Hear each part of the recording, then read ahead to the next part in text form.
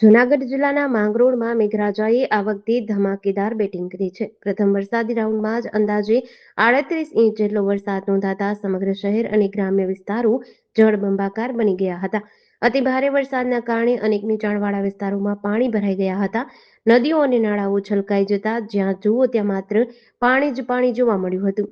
સતત 3 દિવસ સુધી વરસેલા વરસાદે જનજીવનને ભારે અસર પહોંચાડી હતી. માંગરોળને વેરાવળ સાથે જોડતું તેમજ પોરબંદરથી સોમનાથ તરફ જતું નેશનલ હાઈવે 51 પર હુસેનાબાદ નજીક આવેલા પુલ પરથી પાણી ફરી વળતા માર્ગને ભારે નુકસાન થયું છે. હાઈવેને તાત્કાલિક બંધ કરવામાં આવ્યો હતો. ભારે વરસાદની પરિસ્થિતિને પહોંચી વળવા જિલ્લા વહીવટીતંત્ર, પોલીસ, ફાયર બ્રિગેડ, એનડીઆરએફ સહિતની તમામ ટીમો સતત ખડે પગે છે. આ વિકટ પરિસ્થિતિ વચ્ચે માનવતાનું સુંદર ઉદાહરણ પણ જોવા મળ્યું હતું. જ્યાં જ્યાં વરસાદી પાણી ભરાયા ત્યાં સ્થાનિકોએ સ્વયં આગળ આવી પાણીના નિકાલ માટે કામગીરી હાથ ધરી અને તંત્રને પૂરતો સહયોગ આપ્યો હતો.